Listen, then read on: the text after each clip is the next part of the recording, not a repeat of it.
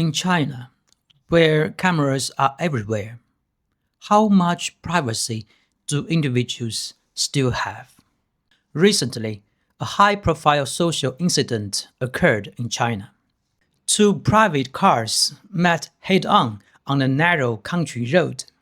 Since the road was too narrow, one had to reverse to make way, but both drivers refused to yield.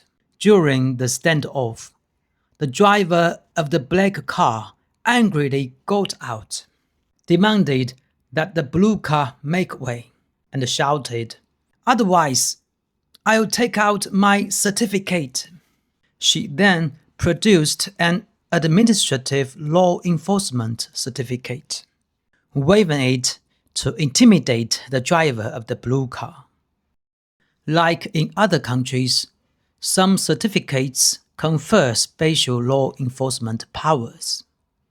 However, the driver of the blue car, who knew a bit about the law, stood his ground.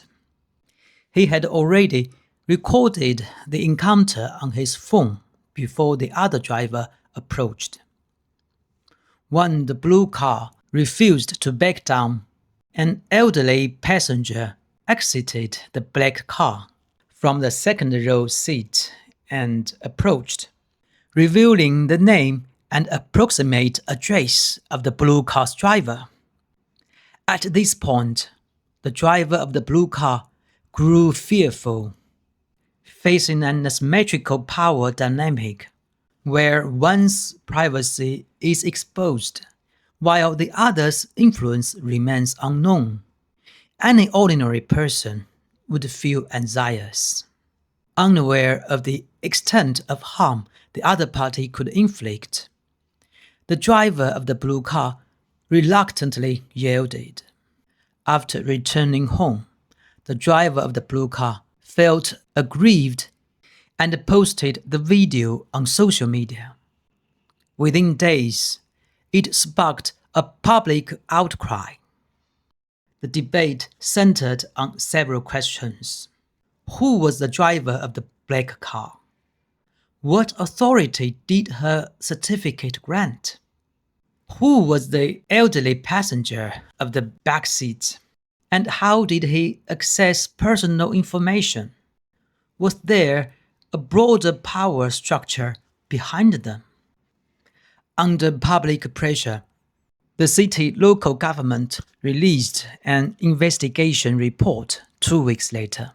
The certificate belonged to the black car driver's husband, a senior firefighter.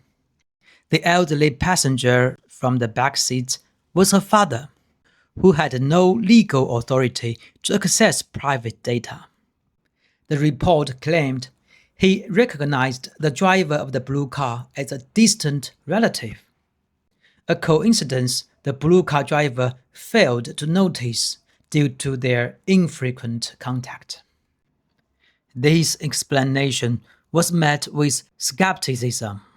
Later, a retired senior police officer offered context via social media. First, seating hierarchy.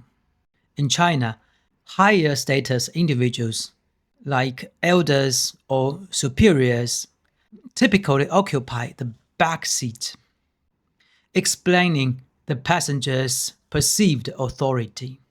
Second, data access controls. Police devices for real-time identity checks, called 警务通 or police communication devices, are tightly regulated.